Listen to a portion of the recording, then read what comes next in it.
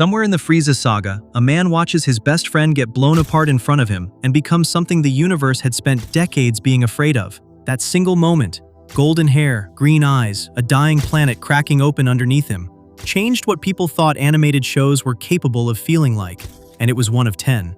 Dragon Ball Z ran for 291 episodes across 7 years. Inside that run, buried between filler arcs and power-level readings, and fights that lasted longer than some school semesters, were moments so precisely built and so emotionally honest that entire generations carried them out of childhood and into adulthood without fully understanding why they still hit the same way at 24 as they did at 8. This is a tour through 10 of them. The transformations, the sacrifices, the goodbyes, the arrivals, the episodes that made the show what it became. Welcome to Anabrain. Find something comfortable. This one is worth settling in for. Section 1. Transformed at Last. Dragon Ball Z, Episode 95, The Frieza Saga. By the time Dragon Ball Z reached its 95th episode, the show had been building toward a single moment for nearly 2 full seasons. Not a fight, not a death, a transformation. Something the show had been whispering about since the very first episode of the Frieza Saga. A legend, a myth, a ghost story that even the most powerful being in the universe was afraid of. And on June 19, 1991, in Japan, on a dying alien planet surrounded by lava and green water, it finally happened. To understand what made that moment land the way it did, you have to understand where everyone was by episode 95. Namek was falling apart. The planet itself was cracking open, lava pouring through fissures in the ground. The sky lit up like the whole world was on fire. Frieza, the galactic tyrant who had destroyed entire civilizations and wiped out the entire Saiyan race, had already shown his final form. That final form had beaten Vegeta to death. It had overpowered Piccolo even after Piccolo had fused with Nail and become stronger than he had ever been. It had shrugged off the Spirit Bomb, the most powerful technique Goku knew, an attack that took energy from every living thing on the planet, like it was nothing. The Spirit Bomb had gone off directly on top of Frieza. He had survived it. He had come back up laughing. So when episode 95 begins, the situation is as bad as it has ever been in the show's history. Goku and his friends had thrown everything they had at Frieza. None of it was enough. Piccolo was alive, but barely, kept standing only by sheer determination, holding on through wounds that should have put him down. Gohan and Krillin were watching from a distance, helpless, knowing they had no power to affect what was happening in front of them. And Goku, the strongest fighter on Earth, the man who had trained under 100 times normal gravity on his way to Namek, was fighting Frieza one-on-one in his final form and barely keeping up. The episode opens right there, in the middle of that fight. Frieza and Goku trading blows on a surface that keeps cracking beneath them. And what the animation does in these opening minutes is specific and important. Goku is not winning. He is not comfortably holding his own. He is surviving, answering Frieza's attacks and countering where he can, but the gap between them is visible. Frieza in his final form is something Goku can fight but cannot finish. The show is not hiding this. The camera keeps returning to Goku's face during the exchange, and his expression is focused and determined, but not confident. There is a tightness there, a recognition that this opponent is on a different level. Then Frieza shifts his attention. He stops focusing on Goku and turns toward Piccolo. One blast. Piccolo goes down, crashing into the water below, unconscious. Gohan screams, and then Frieza looks at Krillin. What happens next is one of the most brutal moments in the entire show. Frieza uses his telekinesis to lift Krillin into the air. Goku screams at Frieza to stop. Frieza ignores him. And then, using nothing but his mind, Frieza detonates the key inside Krillin's body. Krillin explodes. Not metaphorically, he physically blows apart. In the Japanese version, Krillin screams Goku's name before it happens. In the dubbed version, he screams for help. Either way, in less than 3 seconds, one of the show's most beloved characters, Goku's best friend since childhood, the man who had been by Goku's side since they were children training under Master Roshi, is gone. And this death is different from other deaths in the show. The show makes sure you understand why immediately. Krillin has already been wished back to life once using the Dragon Balls on Earth. The rules are clear. A person can only be revived once with Earth's Dragon Balls. Krillin cannot come back. Not from the Earth Dragon Balls. He has gone in a way that none of the other deaths before this one had been. The show had a safety net for every loss up to this point. Here, the safety net is gone. Frieza did not just kill Krillin. He killed him in a way specifically designed to be permanent. Goku breaks. The transformation sequence that follows is not fast. The show takes its time with it, and that patience is the right call, because the buildup is the point. Lightning starts striking around Goku. The ground shakes. The water pulls away from him like the planet itself is reacting to what is about to happen. His power level rises past anything the show has registered before. So far past it that Gohan can feel it from where he is standing, that King Kai can feel it from his planet. The characters halfway across the galaxy can sense that something has changed. Goku is not transforming into a stronger version of what he was. He is becoming something the show had spent 95 episodes telling its audience was a legend. Something that Frieza destroyed an entire planet to prevent. The golden hair comes first, then the green eyes, then the aura, bright enough to light up the sky around him on a planet that was already on fire. And when the light settles, Goku looks at Frieza with an expression the show had never put on his face before. Not rage, not grief, something colder than either of those things. The transformation had burned through the rage and left something else in its place. Frieza's reaction completes the scene. The most powerful being in the universe, the creature who had laughed through a spirit bomb, who had killed Vegeta like he was nothing, who had never in his life faced something he could not destroy, looks at Goku and feels something unfamiliar. Not surprise, fear. The show communicates this not through dialogue, but through his face, through the way his body language changes. Frieza had spent his entire career afraid of the Super Saiyan legend. He had destroyed planet Vegeta to prevent one from being born. And here, on Namek, the thing he had been afraid of his whole life was standing in front of him. The craft of the scene earns every second of its reputation. The animation during the transformation itself is not technically complex by later standards. It uses the same looping technique that the show employed throughout its run during power-up sequences. But the editing around it is precise. The cuts between Goku's face and Frieza's face, the reaction shots from Gohan and Krillin and King Kai, the music that had been building and then drops almost entirely during the moment of transformation itself, everything is timed to land the weight on exactly the right beat. There is a specific cut where the golden aura fully surrounds Goku and the screen goes white for a single frame before pulling back to show the transformation complete. That frame is doing more work than it looks like. What the show understood, and what makes this episode hold up decades later, is that the Super Saiyan transformation could not just be a power-up. Power-ups had been happening throughout the show. Goku had gotten stronger on the way to Namek. Piccolo had gotten stronger by fusing with Nail. Vegeta had gotten stronger every time he recovered from near death. If the Super Saiyan transformation was only about becoming more powerful, it would have registered as more of the same. The show built it as a grief response instead. Goku did not transform because he trained harder than everyone else, or because he pushed his body to a new limit in the middle of combat. He transformed because his best friend was murdered in front of him by a creature who killed purely for pleasure, and that specific loss broke something open in him that training never could have reached. The power came from the pain. And the show is careful never to let you forget which one came first.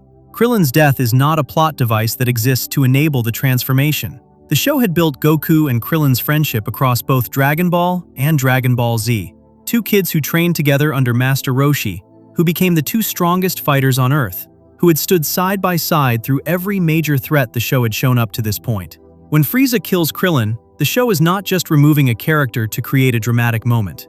It is destroying something that had been built carefully over years of storytelling. The transformation is the result of that destruction. One follows the other in a way that feels earned rather than convenient. The generational weight of the episode is real and documented. Dragon Ball Z premiered in Japan in 1989. By the time episode 95 aired in 1991, the show had a large enough audience that the Super Saiyan transformation became a cultural event, something that children talked about in school the next day, that parents heard their kids describing. When the show came to American audiences, first in syndication in the late 1990s, and then on Cartoon Network's Toonami block, where the episode aired on October 18, 1999, it landed with the same force for a new generation. The images of the transformation, the golden hair, the green eyes, the aura that lit up a dying planet, became some of the most recognizable images in the history of the medium. The meme life of this episode is interesting, because it is almost entirely positive. Unlike some other famous Dragon Ball Z moments whose online afterlife flattens or parodies the original, the Super Saiyan transformation from episode 95 tends to circulate in forms that preserve its emotional content. People do not post it to make fun of it. They post it the way people share things they watched when they were young and felt something they did not have words for yet. That is what the episode actually did. To its original Japanese audience in 1991, to its American audience in 1999, and to every audience that has discovered Dragon Ball Z since. It showed a person become something extraordinary because he lost someone he loved and had no other way to answer that loss. The power was real. The fight that followed was real. But underneath all of it was a very simple thing. A man watching his best friend die and refusing to accept that that was how the story ended. The Super Saiyan transformation is the most iconic moment in Dragon Ball Z history. It set the template for every transformation that came after it, and none of the ones that followed, including the ones in this very list, managed to fully separate themselves from the shadow of what happened in episode 95. Before we move on, if you're enjoying this analysis, please consider subscribing. It helps the channel tremendously. But here's the thing about shadows.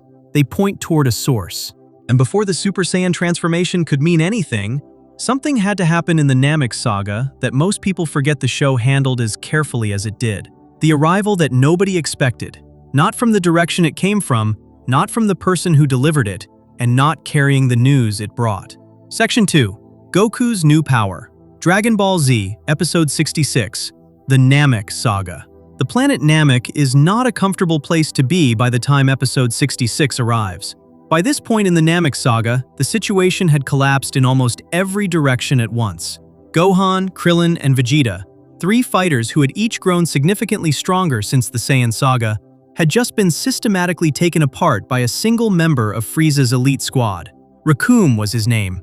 A massive, almost cheerful member of the Ginyu Force, Frieza's five-man team of the most powerful warriors in his galactic empire. Recoome had fought all three of them at the same time and had not broken a sweat doing it. He had put Gohan face first into the dirt. He had knocked Krillin unconscious with a single kick to the back of the head. He had beaten Vegeta, the prince of all Saiyans, the man who had just fought Zarbon and Dodoria and come out stronger, down to the point where Vegeta was lying on the ground with barely enough energy left to keep breathing. The numbers had meant nothing. Vegeta had checked Recoome's power level with a scouter before the fight started. He had gone in knowing exactly how strong Recoome was. He had gone in anyway because there was no other option, because the Dragon Balls were at stake, and because walking away would have been worse than losing, and he had still ended up in the dirt. Gohan had done everything he could. He had fought past his limits, had tapped into that raw, unpredictable power that had been showing up in flashes since he was 4 years old. The power that Piccolo had spotted during their year of training before the Saiyan saga. The power that none of the other characters had fully figured out how to explain. Against Recoome, that power had kept Gohan standing longer than it should have. And then Recoome had hit him hard enough to break his neck brace and leave him barely conscious on the ground. Krillin had been knocked clean out. Vegeta was down. Gohan was down. The Dragon Balls, all 7 of them, were sitting right there, useless, because the Grand Elder Namekian had died and the balls had turned to stone. There was no wish to be made, no backup plan, no cavalry coming, except there was. The ship lands on Namek without any fanfare, no dramatic music swell, no announcement. Just the sound of a capsule core spacecraft touching down on alien soil, and then the door opening, and then Goku walking out into the worst situation his friends had ever been in. He had been in a medical pod for the entire Namek saga, healing from the injuries he had taken during the Saiyan battle, specifically from the fight against Vegeta. He had trained in that pod while unconscious, had trained under 100 times normal gravity on the ship on the way to Namek, had pushed his body to its absolute limit in a metal room with no opponent, no fight, nothing but resistance and time. The show had checked in on him periodically across the saga. Brief cuts to the ship, to the pod, to the numbers on the gravity machine going higher and higher, but he had been absent from every major event. He had missed the Ginyu Force's arrival. He had missed Vegeta's attempt to collect the Dragon Balls. He had missed all of it. By the time he steps out of his ship on Namek, Goku has been away from the story for over 30 episodes. The reunion is not loud. Krillin is still on the ground, barely conscious. Gohan is barely conscious. Vegeta is barely conscious. The only people standing on that battlefield who are in any condition to react to Goku's arrival are Recoome, Birder, and Jace. 3 members of the Ginyu Force who see a new arrival and read his power level on their scouters and come up with 5,000. 5,000.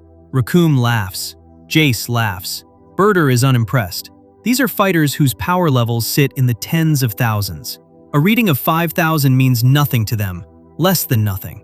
Goku's first move is not a fight. He gives Gohan a sensu bean, and Gohan wakes up instantly, healed. He gives Krillin a sensu bean, and Krillin wakes up. Then he reads Krillin's mind, a technique he had used before, pressing 2 fingers to a person's head and seeing everything they had experienced.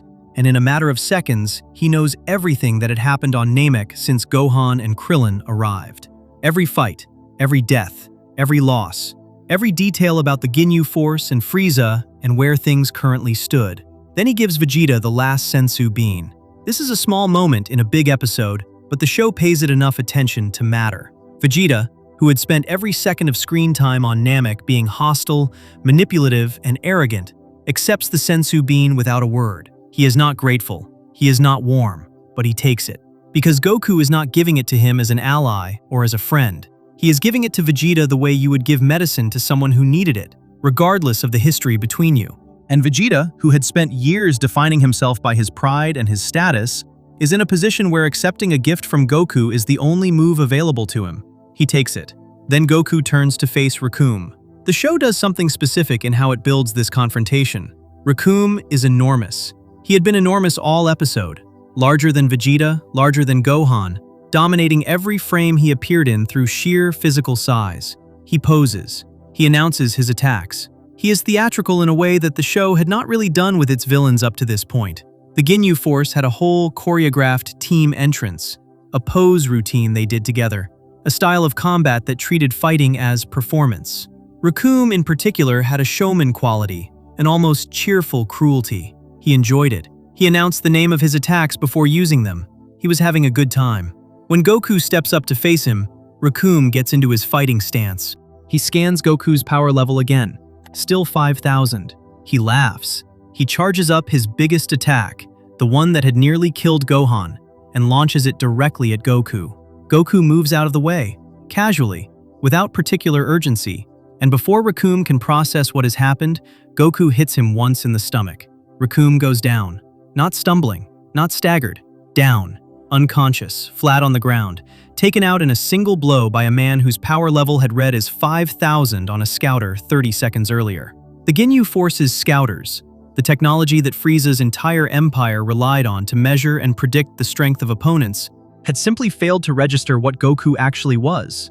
They had read the surface and missed everything underneath it. Vegeta watches this from the ground and his face does something complicated. He had been fighting Recoome for the past several episodes and had come away from those fights barely alive. He had thrown everything he had at this opponent. He had used every technique available to him, had pushed past his limits, had gone into the fight knowing it might kill him, and had nearly been proven right. And Goku just ended it in one hit. The show handles Vegeta's reaction carefully here. He does not say anything melodramatic. He does not have a breakdown. He sits up, newly healed from the sensu bean, and watches Goku move on to Berter and Jace, 2 members of the Ginyu Force who had been watching from the sideline, and he starts to think. The thought that crosses his mind is the same thought that had been gnawing at him since the Saiyan battle on Earth, that Goku had become something he could not account for, that the gap between them, which had already been closing when they fought on Earth, had now opened up in a direction Vegeta had not expected. Not Vegeta getting weaker, Goku getting stronger in a way that broke the logic Vegeta used to understand power. Berter and Jace attacked together. Berter in particular was known as the fastest being in the universe, a title he had carried throughout the Ginyu Force's time on screen, something the show had used to build his threat level. He moves at full speed and cannot land a single hit on Goku. Not because Goku is blocking, because Goku is not there when the attacks arrive. Goku's speed has simply exceeded what Berter can track. The fight ends quickly. Goku puts both of them down. Berter unconscious, Jace fleeing to find Captain Ginyu, and the battlefield goes quiet. Where there had been 3 members of the Ginyu Force standing and 3 of Goku's friends on the ground barely alive, now the reverse is almost true. Gohan and Krillin are on their feet. Vegeta is on his feet. Recoome and Berter are unconscious on the ground. Jace is running. The craft of the episode lives in how the show builds and releases the tension of Goku's arrival. The audience had been waiting for this for over 30 episodes. In a less careful show, that wait would create an expectation so high that the payoff could not match it. Dragon Ball Z matched it by underplaying the arrival rather than overselling it. There is no dramatic speech when Goku lands, no declaration of purpose, He gives out sensu beans and reads Krillin's mind, and then walks over to face the person who had just beaten 3 of his friends nearly to death. The understatement is the point. Goku's confidence in that moment, the complete absence of uncertainty in his body language, communicates everything about how much he has grown without the show having to say it out loud. He does not need to announce that he has gotten stronger. The single hit on Recoome does that for him, in a way that no speech could have matched. The Scouter reading of 5,000 is worth staying with for a moment because it illustrates something the Namek saga had been building toward across its entire run. The Ginyu Force and Frieza's Empire more broadly measured power with technology.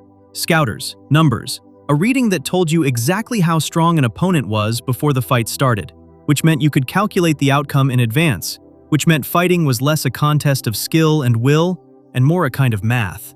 Vegeta had operated partly within this logic himself. He had checked power levels throughout the Saiyan battle. He had adjusted his tactics based on what the numbers told him.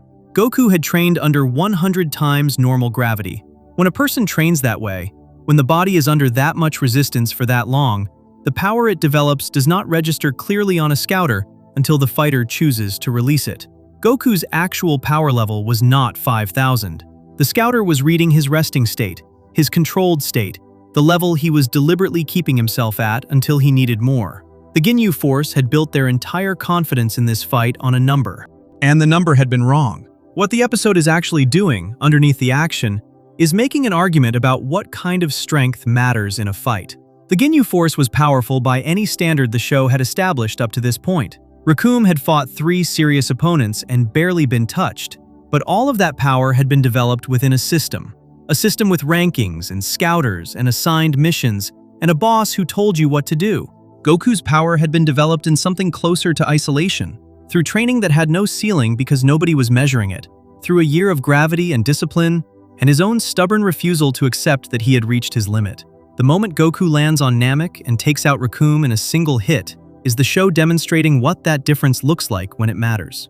Vegeta watches all of this and comes to a conclusion that he will not fully admit until much later in the Frieza saga. He thinks, briefly, watching Goku handle the Ginyu Force with the kind of ease that Vegeta had never managed, that Goku might have become a Super Saiyan, the legend he had grown up with. The transformation he had spent years telling himself was impossible, that no living Saiyan could achieve, that existed only in old stories. He watches Goku and wonders. He is not wrong to wonder. He is just about 29 episodes early. And what happens in those 29 episodes? The slow, grinding, brutal escalation of the Frieza fight, the deaths that pile up, the desperate measures that stop working one after another, all of it points toward a single thing waiting at the end of it, a thing that episode 95 would eventually deliver. Before we move on, if you're enjoying this analysis, please consider subscribing. It helps the channel tremendously. But before the series reaches its most iconic transformation, before Krillin dies on Namek and the golden aura rises for the first time, something had to happen that the show handled with more emotional weight than almost any other death in its run. A death that was not about power or battle. A death that was about loyalty and change, and a villain choosing at the very last moment to be something other than what he had always been. Section 3. The End of Vegeta. Dragon Ball Z, Episode 86, The Frieza Saga. There is a version of Vegeta that the show introduces in the very first episode of Dragon Ball Z. He arrives on Earth in a space pod. He pulls off his scouter and crushes it with one hand because the power reading it gave him was too high to believe. He kills his own partner, a man named Nappa, who had fought alongside him for years, because Nappa had become inconvenient. He is arrogant in a way that goes beyond confidence, beyond ego, beyond anything that could reasonably be called pride. He had been told from birth that he was the prince of all Saiyans, the most elite warrior of the most elite race in the universe, and he had never once encountered anything that made him question whether that was true. He fights Goku on Earth and loses. He survives. He leaves. That version of Vegeta lands on Namek and immediately begins playing every side against every other side, stealing Dragon Balls from Frieza's forces, killing Frieza's soldiers before Frieza can use them, making temporary agreements with Gohan and Krillin that he has no intention of honoring, maneuvering constantly toward the single goal he has carried since childhood, immortality. The one wish he had decided the Namekian Dragon Balls existed to grant him. Not revenge, not justice, not protection for anyone else, immortality for himself, so that nothing in the universe could ever threaten him again. By episode 86, none of that has worked. Frieza had gotten to the Dragon Balls first. The wishes had been made. Not the wishes Vegeta wanted, not immortality, but wishes that brought Piccolo back to life and brought him to Namek. The Grand Elder, the oldest Namekian and the source of the Dragon Ball's power, had died, which meant the Dragon Balls had turned to stone, which meant there were no more wishes, which meant everything Vegeta had spent the entire Namek saga working toward was gone, and what he was left with was Frieza in his final form, and no wish, and a body that had been beaten nearly to death across multiple fights, and the full weight of the understanding that he was going to lose.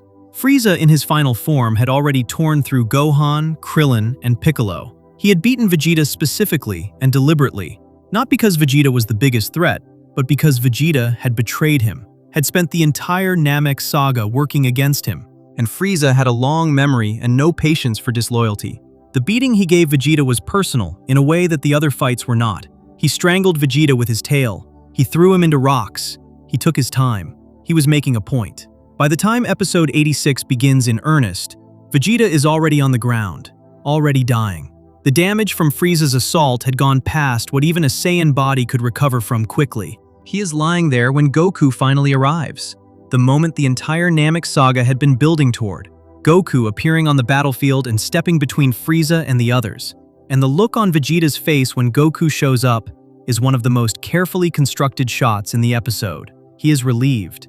Not in a way he would ever admit, not in a way that the show draws attention to with a close-up and swelling music, just in the way his body settles slightly when Goku walks onto the battlefield, the way a person exhales when they realize someone else is going to carry the weight for a moment. Frieza looks at Goku and recognizes the face. He had heard about an Earth Saiyan who defeated Vegeta. He identifies Goku as the son of Bardock, a low-class Saiyan soldier, one of the most ordinary fighters in Frieza's forces.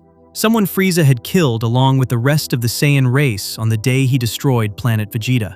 Frieza says this almost casually, as though mentioning a minor historical footnote. He had killed so many people that the destruction of an entire planet registered as administrative work, something done and filed and forgotten. Goku tells Frieza he does not care about any of that. He has come to fight. But before the fight properly begins, before Goku and Frieza start the battle that will carry the show for the next several episodes, the most important scene in episode 86 happens on the ground. Vegeta, dying, asks Goku to come closer, and then he talks. The speech Vegeta gives in this episode is the single most important piece of dialogue in his entire arc across Dragon Ball Z. The show had never given him this before. Not a moment of genuine vulnerability. Not a moment where the armor came fully off and what was underneath was visible. He had been angry and proud and tactical and cold across every scene he had appeared in. He had killed without hesitation and calculated without mercy, and defined himself entirely through his power and his status. And now, lying on Namek with his body broken and Frieza a few meters away and no way out, he tells Goku the truth. Frieza took him from his father when he was a small child. He had been taken to serve under Frieza, forced to fight for Frieza's empire, threatened with the death of his father if he refused. He had done everything Frieza asked, every mission, every conquest, every order, no matter what it required. He had given Frieza his entire childhood, his entire adolescence, his entire life up to this point. He had built himself into the most powerful Saiyan alive in service to the creature now standing 10 meters away from him. And Frieza had killed his father anyway, had killed every Saiyan, had destroyed planet Vegeta and everyone on it because he was afraid. Afraid of the Super Saiyan legend, afraid that one of the Saiyan race would eventually become powerful enough to threaten him. Vegeta is crying when he says this. The show does not hide it or cut away from it. He is lying there in the dirt of Namek with tears running down his face, telling Goku that Frieza made him what he was, that the arrogance and the cruelty and the complete disregard for anyone else's life, all of it had been shaped by a childhood spent in service to a monster who had ultimately decided that even a perfectly obedient Saiyan prince was a threat worth eliminating. This is the moment that changes how the entire show reads, because Vegeta had done terrible things. In the Saiyan saga, he had killed Nappa without hesitation the moment Nappa stopped being useful. He had tried to destroy the Earth using a technique that would have killed everyone on it. He had fought Goku with the full intention of killing him, and when that did not work, he had tried to crush Gohan and Krillin instead. He had arrived on Namek and killed Frieza's soldiers, not as heroism, but as strategy, because dead soldiers could not report back to Frieza about what Vegeta was doing. The show had never asked the audience to excuse any of this. Vegeta had been a villain, a real one. But episode 86 does something more complex than excusing him. The speech on the ground does not say that what Vegeta did was acceptable. It says where he came from. It says that the creature lying in the dirt of Namek, crying and broken, had been built by circumstances that started before he was old enough to choose anything for himself.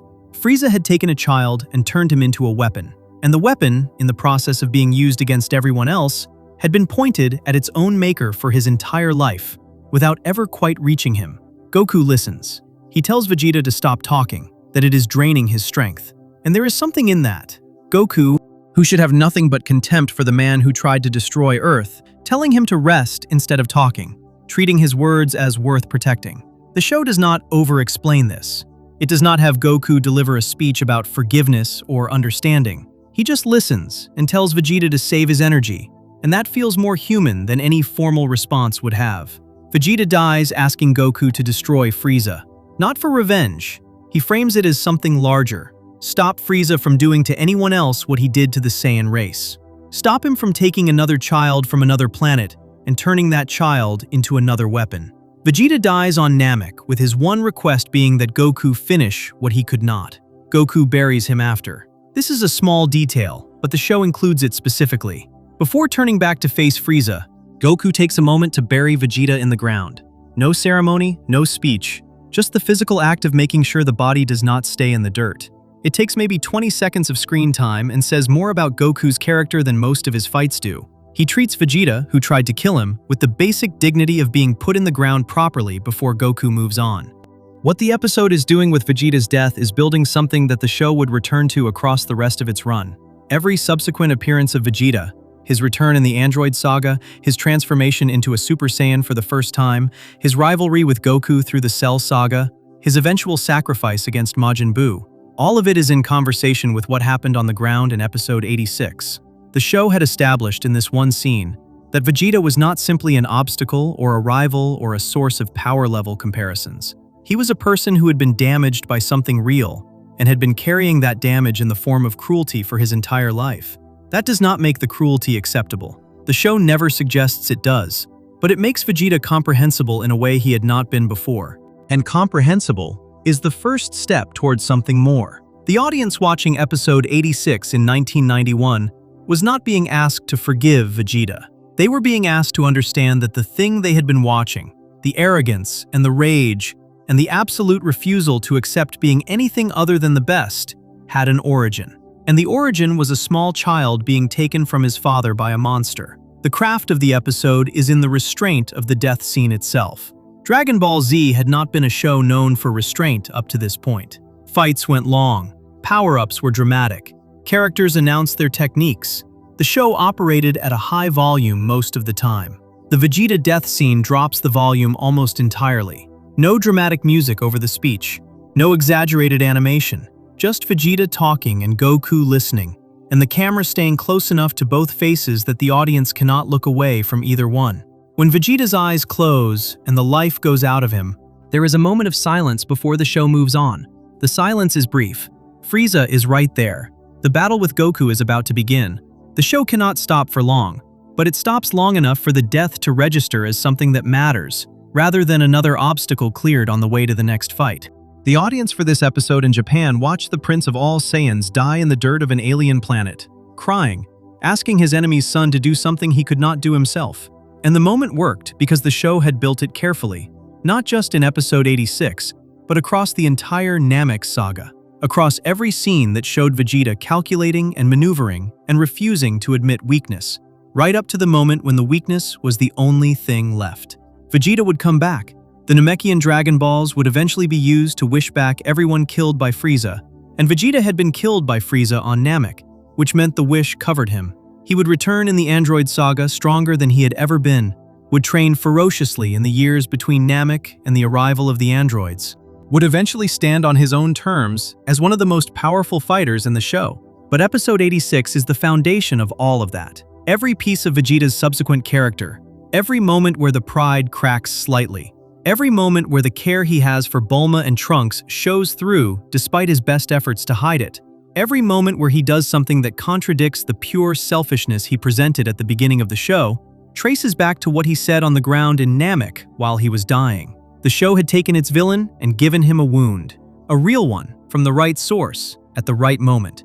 And in doing so, it had taken him one long step toward the most devastating episode he would ever appear in. An episode much later in the run, in a different saga, against a different enemy, where everything that started on Namek in episode 86 would finally resolve itself in a way that nobody who watched it has ever fully forgotten. Before we move on, if you're enjoying this analysis, please consider subscribing. It helps the channel tremendously. But that resolution was still a long way off, because between Vegeta's death on Namek and his eventual sacrifice in the Buu saga, the show had to introduce the character who changed everything about what Dragon Ball Z was going to be. A stranger with a sword, appearing out of nowhere, who killed Frieza in minutes, and then told Goku that in 3 years, something far worse was coming. Section 4. The Mysterious Youth. Dragon Ball Z, episodes 119 to 120, The Trunks Saga. Frieza had survived. That was the thing nobody had counted on. After everything that happened on Namek, after Goku transformed into a Super Saiyan and fought Frieza across dozens of episodes, after Namek itself exploded in a massive chain reaction that should have destroyed everything on or near it, Frieza had survived. King Cold, Frieza's father, had found what was left of his son floating in space. Pieces of him, essentially. Half a body. Mechanical parts fused with organic ones, where the damage had been too severe to leave intact flesh. King Cold had his scientists rebuild Frieza from what remained. Mechanical enhancements grafted onto a body that had been cut apart by its own attack and then caught in a planetary explosion. Mecha Frieza, the show called this version, half machine, half the creature that had terrorized the universe for decades. And despite everything, despite the transformation that had beaten him, despite the explosion that should have finished the job, Mecha Frieza was still one of the most powerful beings alive. Stronger, arguably, than he had been before the mechanical enhancements. Certainly more durable, and he was coming to Earth. The Z-Fighters felt the approach long before the ship landed. Power levels that high, from beings that far above anything Earth had previously dealt with, registered on anyone sensitive enough to feel energy. Vegeta felt it first, and said what everyone was already thinking, that Frieza and his father were heading directly for Earth, and that without Goku, who had disappeared after the Namek explosion and had not been heard from since, there was no one on the planet capable of stopping them. Piccolo was stronger now, having fused with Kami's counterpart Nail on Namek. Vegeta was stronger, having recovered from near death multiple times. Saiyans grew stronger each time they came back from the edge, and Vegeta had been to the edge several times across the Namek saga. Gohan was older, had been training, carried the same unpredictable potential he had always carried. Krillin and Yamcha and Tien and the others were present and willing. None of it was enough. Everyone gathered near the landing site knew this. They gathered anyway because there was no alternative. Frieza and King Cold were coming whether the Z-Fighters showed up or not, and if no one tried to stop them, the consequences for Earth would be immediate and total. So they gathered, and they tried to mask their energy levels so the scouters on Frieza's ship could not track them, and they moved through the landscape toward the landing site, knowing they were walking toward something they could not defeat. Frieza's ship landed. Frieza and King Cold stepped out. Soldiers poured off the ship and spread out across the terrain. And then every one of those soldiers was cut down by a young stranger who appeared without warning and moved through them with a sword before most of them had time to react. Nobody knew who this person was. He wore a Capsule Corporation jacket, the logo of Bulma's family's company, one of the most recognizable symbols in the world the show had built. He carried a sword, which was unusual for Dragon Ball Z, where almost every fight was conducted hand-to-hand or through energy blasts. He was young, clearly a teenager, with purple hair and an expression that suggested he had been in serious situations before, and was not particularly rattled by this one. He moved through Frieza's soldiers efficiently, and without hesitation, and then turned to face Frieza and King Cold directly. Frieza read the boy's power level on his scouter. The reading came back low, so low that Frieza treated it as confirmation that this was a minor obstacle, rather than a genuine threat. He had his remaining soldiers attack. The boy cut through them. Frieza launched an energy attack, a massive one, the kind that had destroyed entire populations. The boy caught it in his hand, looked at it for a moment, and then crushed it and let the energy scatter harmlessly. At this point, Frieza understood that the scouter reading had been wrong. The boy was not fighting at his actual power level. Whatever the scouter had measured was not what this person actually was. Frieza shifted tactics immediately, trying different attacks, escalating in size and speed. None of them landed. The boy dodged with the same calm he had shown since the moment he appeared. And then the boy did something that no one present had expected. He transformed into a Super Saiyan. The golden hair, the green eyes, the aura that had been, until this moment, something only Goku had ever achieved in the entire history of the show. The Z-fighters watching from a distance felt the energy shift, and immediately wondered if it was Goku somehow, if Goku had returned, if Goku had been here all along in disguise. Vegeta looked at the transformation and said nothing. His face was doing complicated things that the show did not rush to explain. Frieza tried his most powerful attacks in this form. The Supernova, a technique he had used to destroy planet Vegeta, a ball of energy 10 times the size of the Death Ball that had ended Namek. He launched it directly at the boy. The boy caught it, held it for a moment, then destroyed it without apparent effort. Frieza stared at the empty space where his most powerful technique had just been eliminated, and had a moment, very brief, very real, of genuine fear. The boy announced he was still alive, and then launched an energy blast called the Burning Attack, hands moving in a rapid, practiced sequence before releasing the blast, which Frieza barely dodged. And then, before Frieza had time to fully process what was happening, the boy was in front of him with his sword and cut Frieza apart, sliced him into pieces. Not a dramatic extended fight, not an episode-long battle. Frieza, who had taken Goku dozens of episodes to push to his limit and who had survived a planetary explosion, was destroyed by a teenager with a sword in the span of a single episode. King Cold watched his son be cut apart and then tried to negotiate. He asked to see the sword, complimenting it, suggesting that the sword was the source of the boy's power, and that without it, the boy would be ordinary. The boy handed the sword over without any concern. King Cold took it and immediately tried to attack with it. The boy caught the blade with his hand, held it still, and then killed King Cold with an energy blast. The sword had nothing to do with it. Then the boy powered down, returned to normal, and told the Z-fighters that Goku would be arriving shortly. He named the exact location where Goku's ship would land, and the approximate time of arrival. He knew this because he was from the future.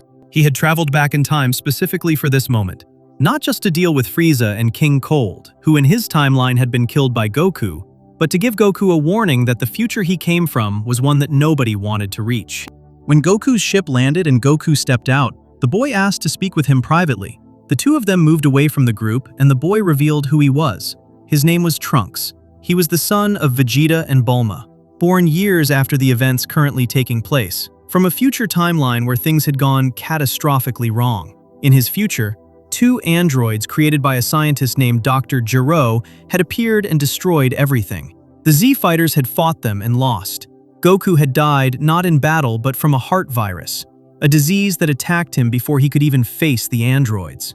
Everyone else had been killed in the fighting. The world Trunks came from was a ruin, and he had grown up in it under the guidance of an older Gohan who had eventually been killed as well. Trunks gave Goku medicine, a specific cure for the heart virus that would kill him in the future, developed in Trunks' timeline because it had come too late to save Goku there. He told Goku exactly when the androids would appear, 3 years from the current date. He told Goku what they looked like, what they could do, how strong they were. He gave Goku every piece of information he had brought from the future, and then told him that he would return in 3 years to help fight them. Then he got back in his time machine and left. The scene between Goku and Trunks is short by Dragon Ball Z standards. No fighting, no energy blasts. Two people standing apart from the group having a conversation, one of them delivering information and the other receiving it. The show handles it quietly, and the quiet is correct. The information being exchanged is so large that dramatic presentation would have competed with it rather than supported it. Goku learns that he is going to die from an illness, that his friends are going to be killed, that the world is going to be devastated, all from a teenager who is technically his ally's son, and who has eyes that had clearly seen too much for how young he was. What the Trunks arrival accomplished for the show is difficult to fully separate into individual pieces because it did several things at once. It shattered the assumption that Goku was the only Super Saiyan. The transformation had been presented in episode 95 as singular, the achievement of a legend, something so rare and so specific that its appearance on Namek was treated as a once-in-a-generation event. And now, within 24 episodes of that transformation, the show introduced a second Super Saiyan, Not a character who had been built up across years of screen time, a stranger, a teenager who nobody had ever seen before, who appeared out of nowhere and transformed with the same casual ease that suggested the form was not as unreachable as the Namek episode had implied. It reset the threat level of the show completely. Frieza, who had been the series' largest villain for 2 full sagas, was gone in a single episode, dispatched efficiently by a secondary character before the main cast had even fully organized themselves. The show was telling its audience that everything they had understood about the scale of Dragon Ball Z's threats was about to be revised upward. If Frieza could be handled that quickly, the things coming next had to be operating at a different level entirely, and it introduced the concept of a future where everything goes wrong. Dragon Ball Z had always operated on the understanding that the heroes would ultimately succeed, that the losses along the way were real, but that the overall trajectory was toward survival. Trunks' arrival put a version of the story on screen where that assumption had failed, where Goku had died from an illness rather than in glorious battle, where the androids had simply been too much, where the future was a place children grew up in ruins, and teenagers learned to fight because there was nothing else left. The swaggering walk, the sword, the Capsule Corporation jacket. The moment he transforms and the Z-Fighters all wonder simultaneously if they are somehow looking at Goku. The utter efficiency with which he handles Frieza and King Cold. The quiet conversation with Goku, handing over medicine. Delivering bad news with the calm of someone who had grown up knowing nothing but bad news. Every part of future Trunks' introduction is precise, and the precision is why it worked. Dragon Ball Z had just told its audience that the story was bigger than they thought, that the transformations were more available than the Namek episode had suggested, that the villains were going to have to be worse than Frieza to register as genuine threats, that the future was not guaranteed. All of that in 2 episodes, without a single wasted minute. And the androids that Trunks warned about, the ones that in his timeline had destroyed everything, were still 3 years away in the story's timeline. 3 years of preparation, of training, of the Z-Fighters pushing themselves toward a threat they had been told the exact shape of in advance. The question that the show left hanging after Trunks' departure was not whether the androids were coming. It was whether knowing they were coming would be enough. Before we move on, if you're enjoying this analysis, please consider subscribing. It helps the channel tremendously. The answer to that question would be delivered by a child. A half-Saiyan boy who had been in the background of the show since episode 1, who had shown flashes of power that nobody had fully understood, who had been waiting for a moment large enough to contain what he actually was. Section 5. Piccolo's Sacrifice. Dragon Ball Z, the Saiyan Saga. Before there was a Namek Saga, before there was a Frieza, before future Trunks arrived from a broken timeline with a sword and a warning, Dragon Ball Z built its emotional foundation on something much simpler and much more quietly devastating than any of those things. It built it on a green alien who did not want to care about a small child and did anyway. Piccolo's history in the Dragon Ball universe begins long before Dragon Ball Z. He is the son of King Piccolo, the great demon king, born specifically to continue his father's mission of revenge against Goku. He had fought Goku at the end of the original Dragon Ball series and lost. He had spent the years between that loss and the beginning of Dragon Ball Z training in isolation, getting stronger, waiting for another chance. He was not a hero, he was not an ally. He was an enemy who had temporarily run out of enemies worth fighting and was biding his time. When Raditz arrives on Earth in the very first episode of Dragon Ball Z and kidnaps Gohan, Piccolo's decision to team up with Goku against the common threat is purely practical. Raditz is stronger than either of them alone. Together, they have a chance. There is no warmth in the alliance, no trust, no suggestion that it will last beyond the immediate problem. Piccolo participates because Piccolo wants to survive and eventually settle his own score with Goku on his own terms. He uses Goku, holds Raditz in place so Piccolo can fire his special beam cannon through both of them, knowing full well that the attack will kill Goku. That part does not bother him at all. What bothers him, quietly and against his own preferences, is Gohan. After Goku's death, Piccolo takes Gohan to train him for the incoming Saiyan threat. 1 year before Vegeta and Nappa arrive, Piccolo takes a 4-year-old child into the wilderness and begins preparing him for a war. His methods are not gentle. He leaves Gohan alone on a mountain to survive by himself. He forces the boy to fight. He pushes him past what seems reasonable for a child that age to endure. The training is real, and it is hard. And Piccolo does not apologize for any of it, because he understands what is coming.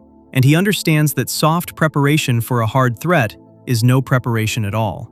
But across that year, something happens that Piccolo had not planned for and genuinely did not know how to handle. Gohan talks to him, not about training, about everything, about his father, about his life at home, about the things a 4-year-old thinks about when he is sitting at a campfire at the end of a hard day. Gohan does not see Piccolo as a monster. He does not see the history, the evil, the creature who is born to destroy his father. He sees someone who is teaching him and spending time with him, and that to a child is enough to build something on. Piccolo does not know what to do with this. The show handles his discomfort with it carefully. He does not become warm, does not suddenly transform into a nurturing figure, does not pretend that the care developing in him is something he chose or wanted. He resists it. He stays cold and demanding and precise in his instruction. And the care develops anyway, the way things tend to develop when you spend a year in close proximity to someone who trusts you completely and asks nothing of you except your presence.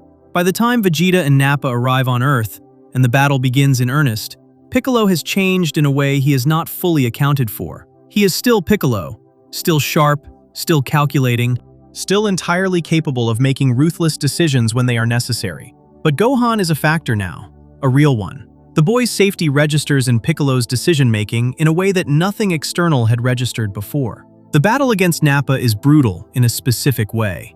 Nappa is not subtle. He does not strategize. He hits things until they stop moving, and what he hits tends to stop moving permanently. Yamcha dies. Chaozu dies, sacrificing himself trying to take Nappa with him in a move that does not work. Tien loses an arm and then dies, pushing the last of his energy into an attack that Nappa simply shrugs off. The Z fighters, the best fighters Earth had, are being eliminated one by one while Goku is still racing along Snake Way trying to get back from King Kai's planet in time. Piccolo is still standing when Nappa turns his attention to Gohan. Still standing and still fighting, which says something about his power relative to the others, but fighting a losing battle. Nappa charges an attack directly aimed at Gohan. A massive energy blast, the kind that at Nappa's power level would have killed Gohan instantly and cleanly. No question about survival, no chance of recovery. Piccolo moves in front of it. He takes the full force of Nappa's attack in Gohan's place. The blast hits him directly, and he goes down, crashing to the ground. The damage extensive, the kind of injury that, in Dragon Ball Z's physical logic, means the body is done. He lands near Gohan and does not get up. What he says while he is dying is the emotional center of the entire Saiyan saga.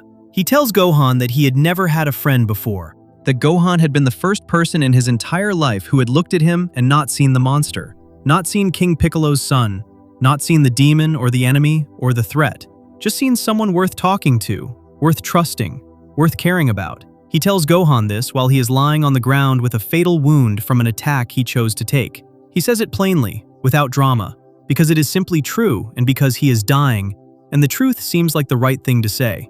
Then he dies. The weight of Piccolo's death in this episode goes well beyond the emotional impact of the scene itself, significant as that is.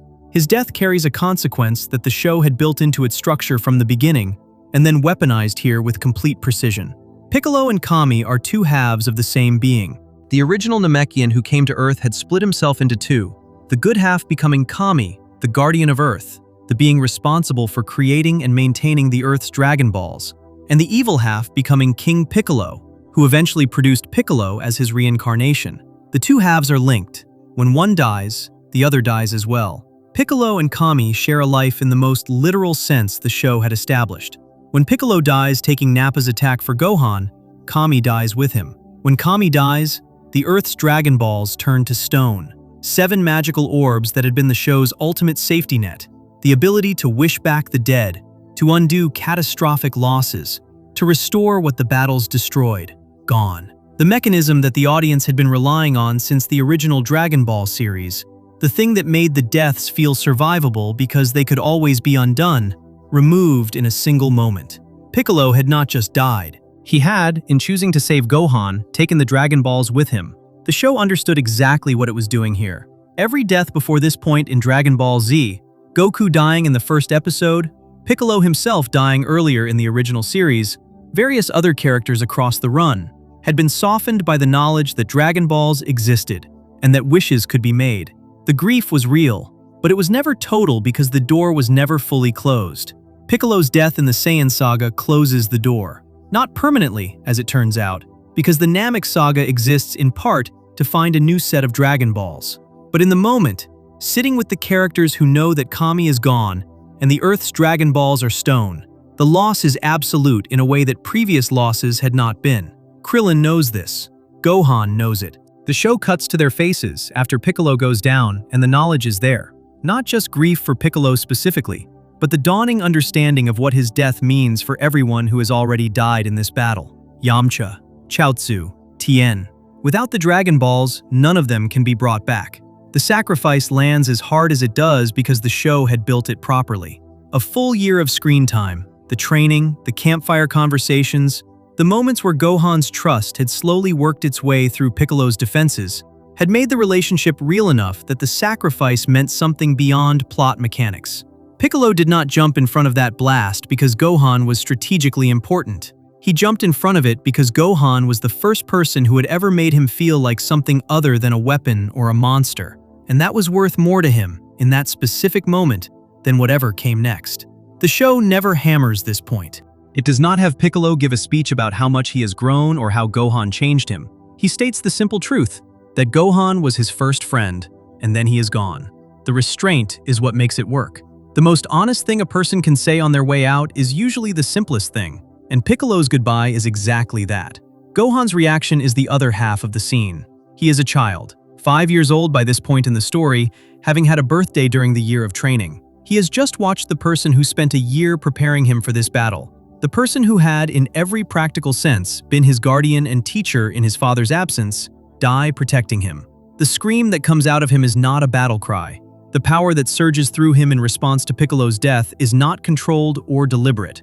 It is pure grief converted into energy in the way that the show had always suggested Gohan's power worked. Not through training or discipline, but through emotion reaching a level that the body could not contain. He does not save anyone in this moment. The power surge is real and impressive. But Nappa is still standing, still functional, and Gohan is still a 5-year-old who had been training for a year. The grief does not become a victory. The show does not resolve the sacrifice into a triumph in the same episode. Piccolo dies, and Gohan grieves, and Nappa is still there. Goku arrives shortly after and handles Nappa directly, and the battle moves into its next phase. But the loss stays. It sits under everything that follows. What the Piccolo sacrifice established for Dragon Ball Z's entire subsequent run is something that the show kept returning to in different forms across every saga. The idea that the most powerful moments in the series were not the moments of greatest physical power, but the moments of greatest emotional honesty. Vegeta breaking down on Namek, Goku telling Gohan goodbye before transporting Cell to King Kai's planet, the sacrifice that would come in the Majin Buu saga, from the last character anyone at the beginning of the show would have predicted capable of it. All of those moments have Piccolo's sacrifice as their ancestor. The willingness to give everything for someone else, stated plainly, without the show dressing it up into something more than it was. A green alien who did not want to care about a child, who cared anyway, who chose the child over himself at the moment it mattered. That choice echoed across the entire show. The battle that followed Piccolo's death, Goku's arrival, the fight with Vegeta that caps the Saiyan saga, all of it is essential Dragon Ball Z, all of it earned. But the sacrifice in the dirt, the 5 words about friendship spoken by a dying creature who had been introduced as a demon, is what made the show something more than a tournament arc with better animation. Before we move on, if you're enjoying this analysis, please consider subscribing. It helps the channel tremendously. And the next death on this list, a death that happened in the dirt of Namek, from a villain turned tragic figure, carrying one of the most honest speeches in the show's entire run, took everything the Piccolo sacrifice had built and pushed it one step further into the complicated territory where the show did its best work. Section 6. Cell Jr.'s Attack/Awakening. Dragon Ball Z, Episodes 184 to 185. The Cell Games Saga. Gohan had been a problem the show did not know how to solve for 6 full sagas. Not a problem in the sense of a flaw, in the sense of an unresolved question sitting at the center of the story. From the moment the show introduced him as a toddler in the first episode, the narrative had been circling something it kept refusing to fully commit to. The child had power. Enormous, unpredictable, barely understood power that showed up in moments of extreme stress and then disappeared again, leaving everyone who witnessed it wondering what they had actually seen. Raditz had read Gohan's power level during the fight in Episode 1 and been genuinely unsettled by the number. Piccolo had spotted it and decided it was worth a year of his life to develop. Vegeta had seen it flare during the Saiyan battle, and noted it with the careful attention he gave anything that might eventually be relevant. The power kept showing up and then going away. Against Raditz, Gohan had hit with enough force to genuinely wound him, and then the power had dropped back to nothing. Against the Saiyans, another surge, another flash of something that did not fit the established scale, and then it was gone again. On Namek, fragments of it. In the Cell Saga's lead-up, during the training in the hyperbolic time chamber, a place where a year of training could be completed in a single day in the outside world, Goku and Gohan had trained together, and Goku had come out of that chamber convinced that Gohan had surpassed him. Convinced enough to hand Gohan the responsibility of fighting Cell in the Cell Games, in front of a crowd, on live television, with the fate of the Earth openly at stake. Goku's decision to put Gohan forward as the main fighter against Cell is one of the most debated choices in the show's run. The other Z fighters were openly uncomfortable with it. Piccolo called it out directly, pointing out that Gohan did not have the fighting instinct that Goku had, that he did not want to hurt people the way a pure fighter needed to want it, that putting that weight on a child was asking for something that the child's nature might not allow him to deliver. Goku had heard all of this, and had proceeded anyway, not out of negligence but out of a specific belief, that the power inside Gohan required the right trigger, and that trigger was not training or determination, but something else entirely.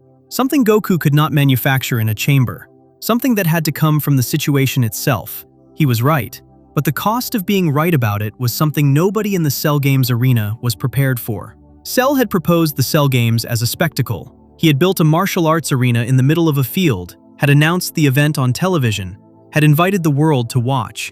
He had fought Goku first, a full, open fight that Goku had eventually conceded, stepping out of the ring and telling Cell he would not be the one to defeat him. Then Goku had pushed Gohan forward. Cell had accepted the switch with the pleasant confidence of someone who did not believe the outcome was in doubt.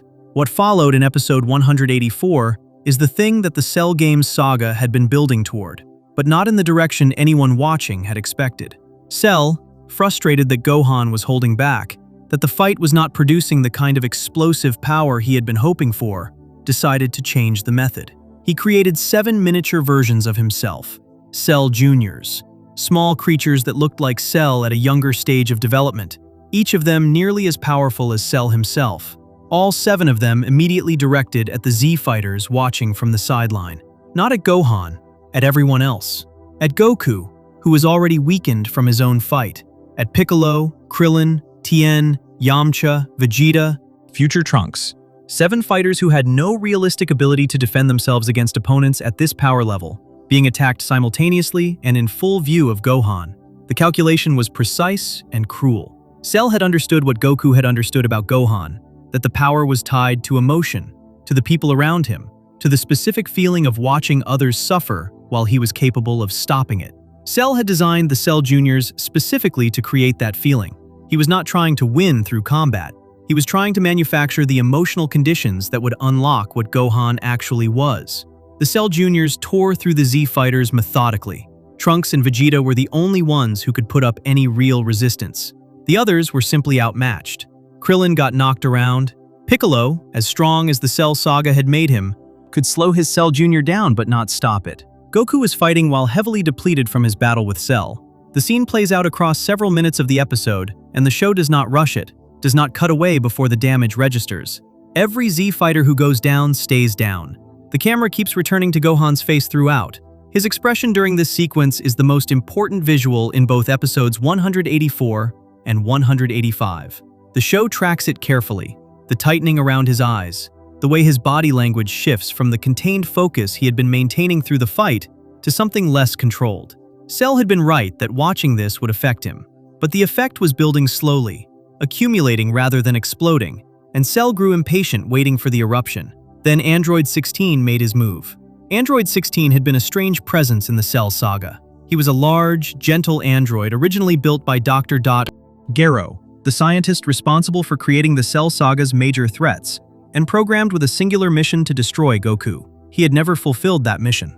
Across his time in the Cell saga, his defining characteristic had not been aggression, but something closer to wonder. He liked birds, noticed nature, moved through the story with a kind of quiet attention to the living world around him that made him unlike any other fighter in the show. He had fought Cell directly at one point and been absorbed, losing his body entirely. By the Cell Games, he existed only as a head, his body destroyed.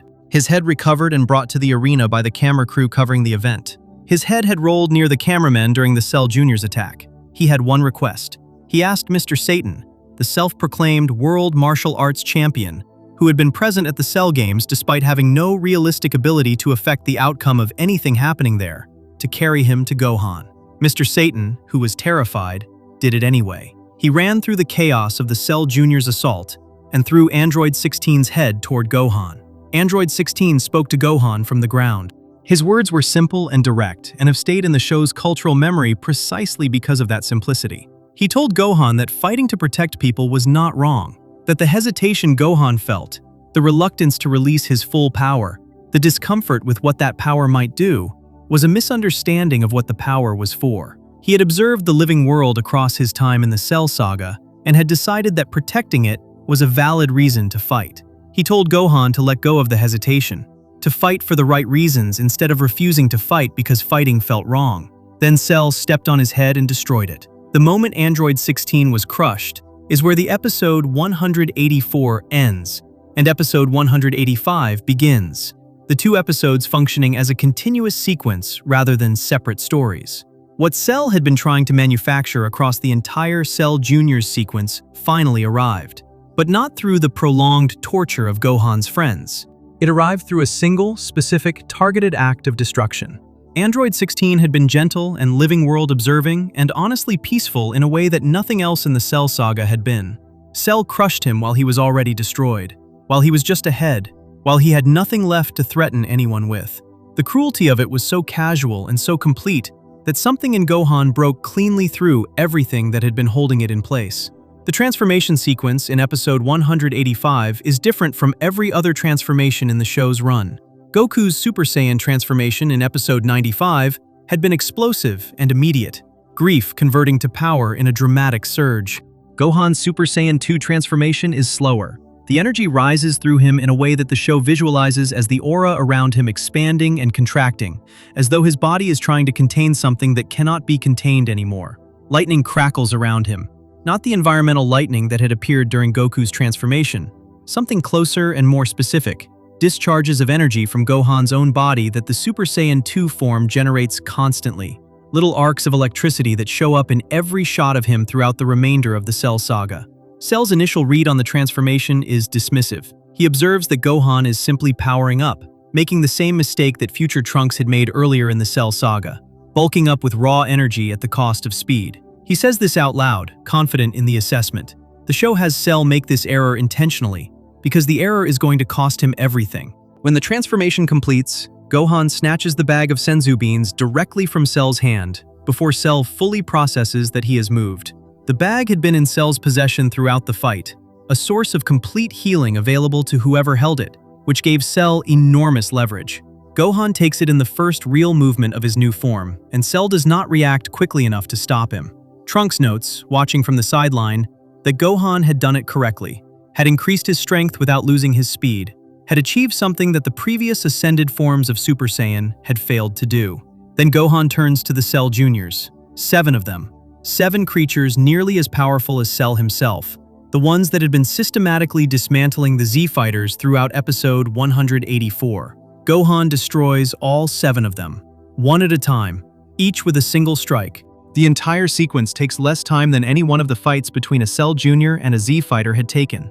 There is no challenge. There is no close call. Gohan at Super Saiyan 2 treats the Cell Juniors as obstacles to be cleared rather than opponents to be fought, and the show lets the disparity speak for itself without any commentary.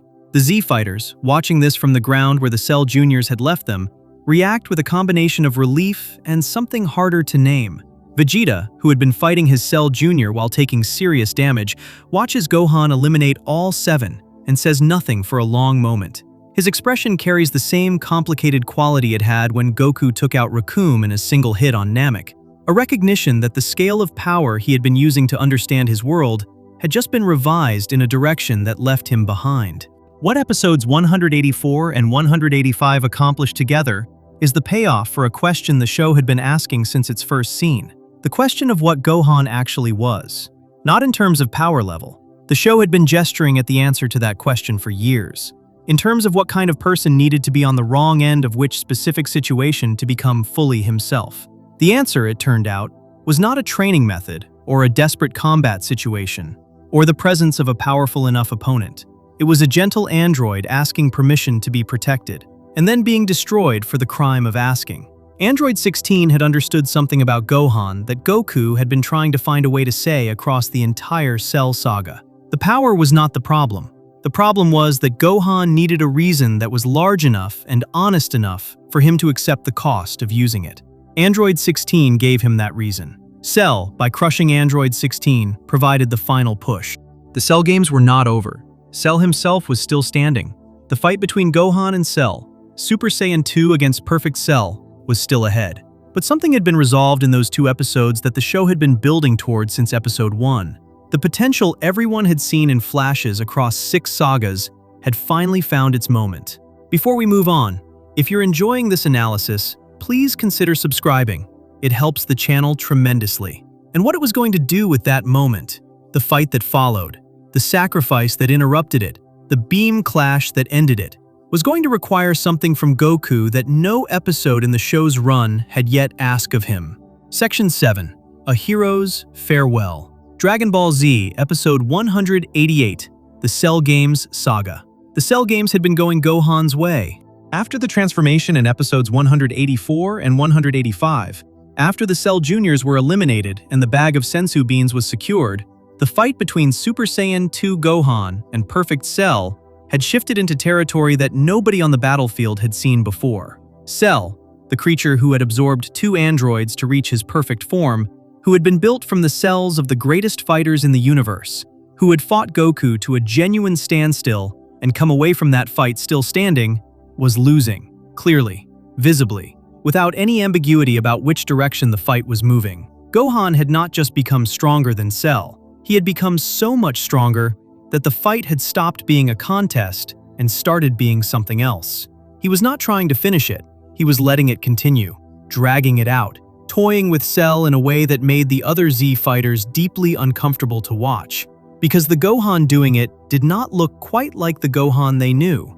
Super Saiyan 2 had changed something in the expression behind his eyes, still recognizably him, but something colder sitting underneath the surface, something that the transformation had brought up along with the power. Goku, watching from the sideline, called out to Gohan to end it, to finish Cell now, cleanly, before anything could change.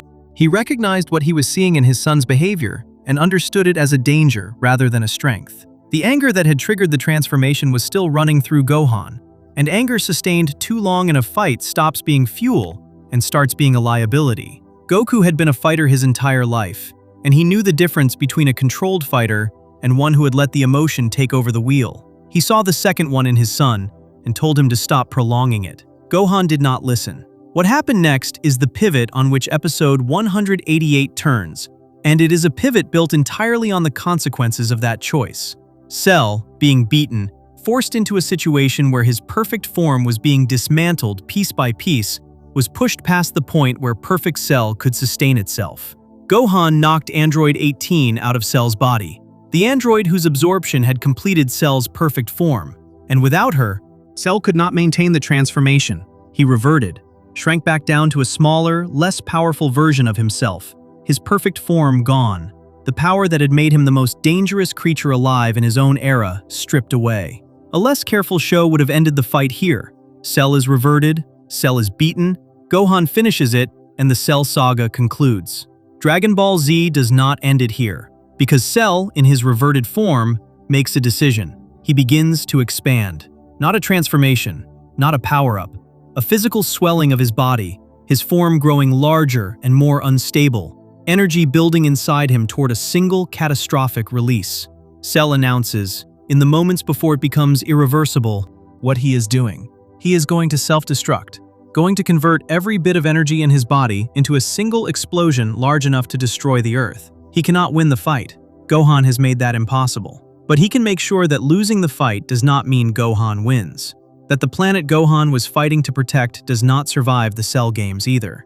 The Z fighters on the sideline cannot stop it. Gohan at Super Saiyan 2 cannot stop it. The detonation is happening from inside Cell's body, and attacking him from outside would only accelerate the explosion rather than prevent it. The mathematics of the situation are immediate and final. Cell is going to explode. The explosion is going to destroy the Earth. There is no countermeasure available. Goku solves it the only way it can be solved. He has a technique called instant transmission, the ability to teleport himself instantly to any location he can sense the energy of. He had learned it years earlier, had used it periodically across the Cell saga, had demonstrated it during the build-up to the Cell games.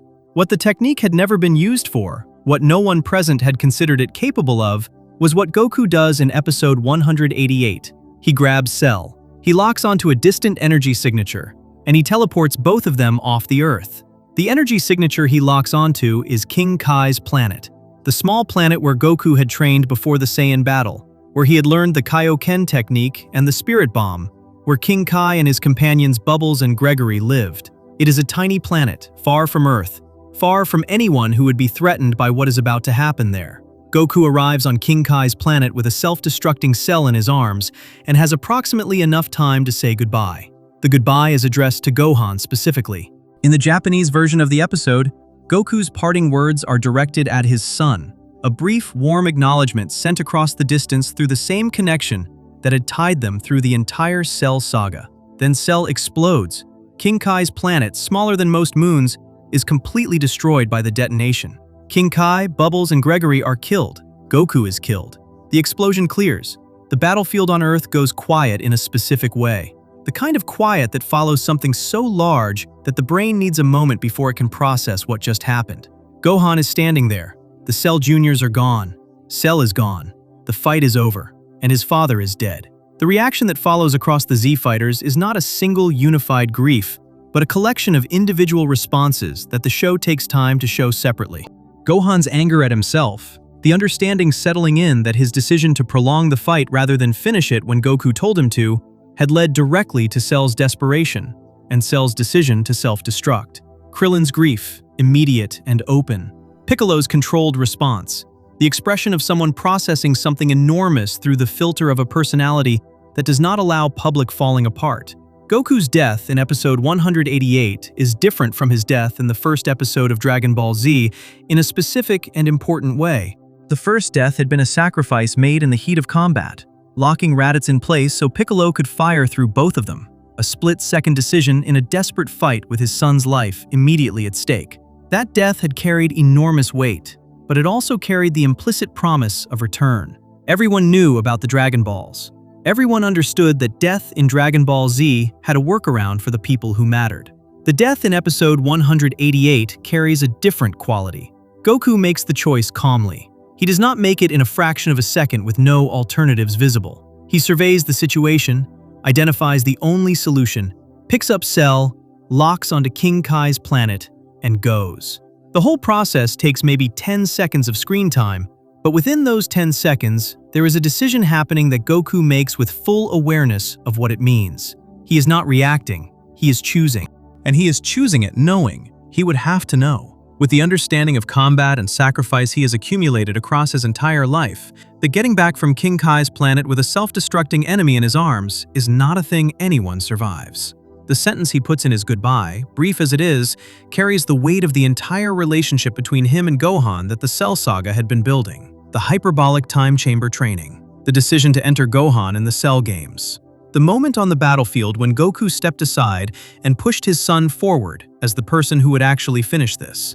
All of it had been leading to a father who believed in his son completely enough to put everything on Gohan's shoulders, and who then, at the end, solved the one problem Gohan could not solve, while making sure Gohan was still alive to carry what came after.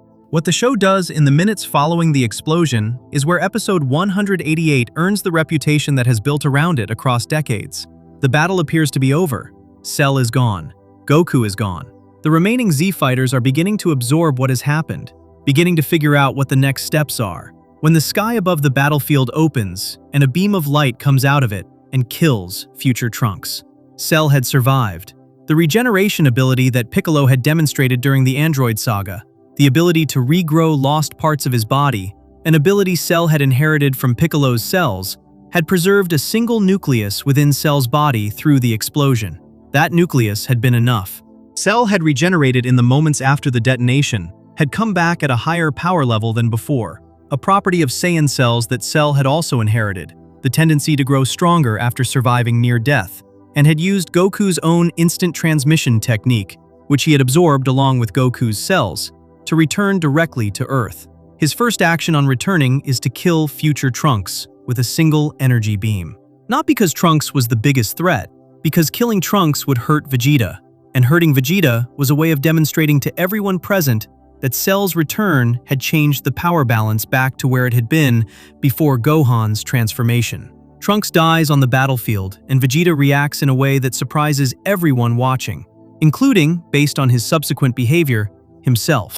He attacks Cell directly and emotionally, abandoning the calculated composure he had maintained throughout the Cell saga, because the death of his son had broken through the layer of pride that kept everything else contained. The attack does nothing. Cell shrugs it off. Gohan, to protect Vegeta from what would have been a lethal counterattack, moves in front of it and takes the blast in his left arm. The arm is severely damaged, rendered nearly useless for the remainder of the episode.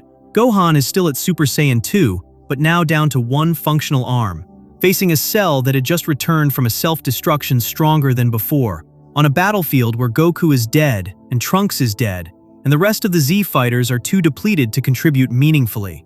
The situation in episode 188 ends at a point of maximum darkness. Not a cliffhanger in the conventional sense.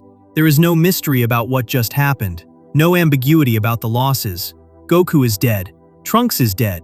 Cell is back and stronger than before. Gohan has a severely damaged arm, and from somewhere else entirely, from the afterlife, from King Kai's planet where Goku now exists as a spirit alongside the people the explosion had killed there, Goku's voice reaches Gohan across whatever distance separates the living from the dead. He tells Gohan not to give up. That connection, a dead father speaking to his living son across the boundary between life and death, the fight not over despite everything that has just been lost, is the thread that episode 188 hands to episode 191. The thread that the father-son Kamehameha will eventually pull to its conclusion.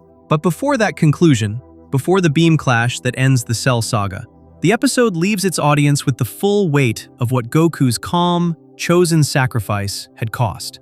A man had looked at an impossible situation and found the one solution available. He had used his body as a delivery mechanism for a problem that could not be solved any other way. He had said goodbye to his son in the seconds available to him, and then he had gone. The kind of farewell that Cell's return made feel incomplete would need to be answered. What Gohan did with the damaged arm, with the grief, with his father's voice in his ear from the other side of death, that answer was still coming. Before we move on, if you're enjoying this analysis, please consider subscribing. It helps the channel tremendously, but it required one more thing first. Something that had never happened before in the Cell games, and that the remaining Z fighters had every reason to believe was impossible. It required Vegeta, of all people, to do something for someone other than himself. Section 8. Save the World. Dragon Ball Z Episode 191, The Cell Games Saga. The battlefield after Cell's return was as bad as it had ever been. Trunks was dead on the ground. Gohan's left arm had taken the blast meant for Vegeta and was hanging useless at his side, the damage too severe to fight through in any meaningful way. The other Z fighters, Piccolo, Krillin, Tien, Yamcha, were present but running on empty, depleted from the Cell Jr.'s assault and the extended Cell games, and the shock of watching Goku die, and then watching Cell come back stronger after surviving his own explosion. Vegeta had attacked Cell in a rage after Trunks went down, and had been swatted aside easily, the emotional charge behind the attack doing nothing to compensate for the gap in power between them. Cell was standing in the middle of all of this, back in his perfect form, regenerated and healed and, because of the Saiyan cells he carried in his body, stronger for having been destroyed. He was in a good mood. Not the theatrical good mood of the early Cell games, where he had been performing confidence for the crowd. A quieter satisfaction, the kind that comes from a situation resolving in your favor after a period of genuine uncertainty. He had been losing. Gohan at Super Saiyan 2 had been taking him apart. He had made the only move available to him, and it had worked. He had survived his own detonation. He had come back stronger. He had killed Trunks. He had damaged Gohan's arm. And now the most powerful fighter left on the battlefield was a child with one working arm and a dead father. Cell prepared his finishing move. The Solar Kamehameha was what the show called it. Cell's strongest version of the technique, charged to a level that the narration described as capable of destroying the solar system. He took his time building it, cupped his hands the way every Kamehameha user does, brought them to his side, began pulling energy into the attack at a scale that made the sky above the Cell Games arena go dark. The Z fighters watching understood immediately what they were looking at, and understood equally immediately that there was nothing any of them could do about it. Gohan understood too. He stood on the battlefield with his one working arm and looked at what was coming at him and began to form his own Kamehameha in response. Not because the math made sense, not because a one-armed Gohan at this point in the fight had any logical reason to believe he could outpower what Cell was preparing. Because there was no other option available, and doing nothing was worse than doing something that might fail. Goku's voice reached him from the afterlife. The mechanics of how this worked in the show are straightforward. Goku was dead, existing on King Kai's planet in spirit form, and he could communicate with people on Earth through the same telepathic connection that King Kai used to speak to fighters during their training. He could not come back. He could not fight. He could watch and he could speak, and that was everything available to him. He told Gohan not to worry about protecting the Earth in the conventional sense, that any damage done to the planet could be fixed afterward with the Dragon Balls.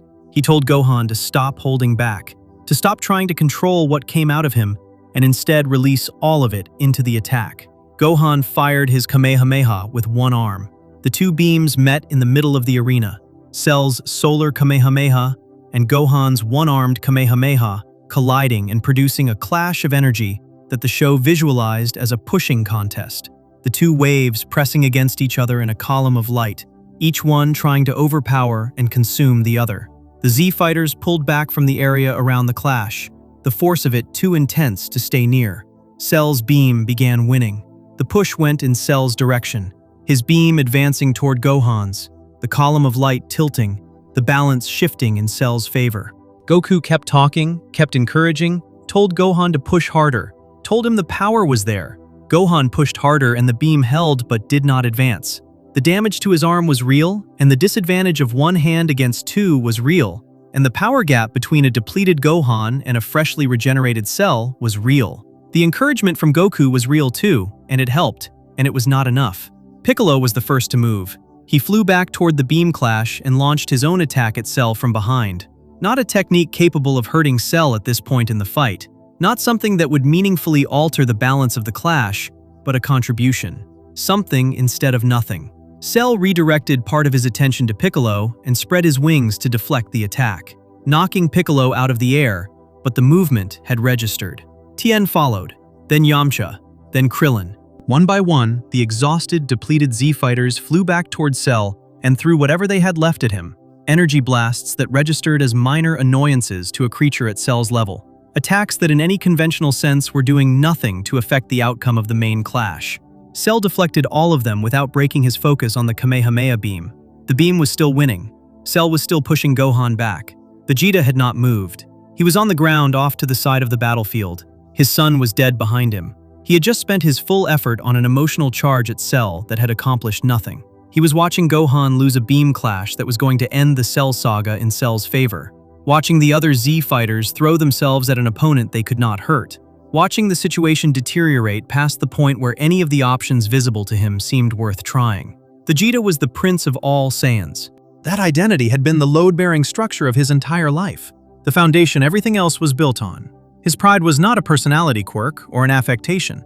It was the organizing principle of how he understood himself and his place in every situation he had ever been in. That pride had costs. It had kept him from doing things across the entire run of the show that would have been tactically smarter but personally humiliating. It had made him choose his own glory over cooperation in fights where cooperation might have changed the outcome. It had been, across 6 sagas, one of the most consistent forces shaping his behavior. He looked at the beam clash. He looked at Gohan losing. He looked at his dead son on the ground behind him. He fired. The Gallic Blazer, an energy blast from Vegeta, hit Cell from the side. Not from behind, where the other Z fighters had been attacking. From the side, at an angle, with enough power behind it that Cell could not simply shrug it off and continue. The show is precise about this detail. The other Z fighters' attacks had been deflected without affecting Cell's concentration on the beam. Vegeta's attack was strong enough to be a genuine distraction. Not enough to hurt Cell, enough to break his focus for a fraction of a second. In the beam clash, a fraction of a second was enough. Cell's concentration on the solar Kamehameha broke, the careful, sustained output of energy required to keep his beam advancing against Gohan's flickered. And in that flicker, Goku's voice came through the telepathic connection one more time.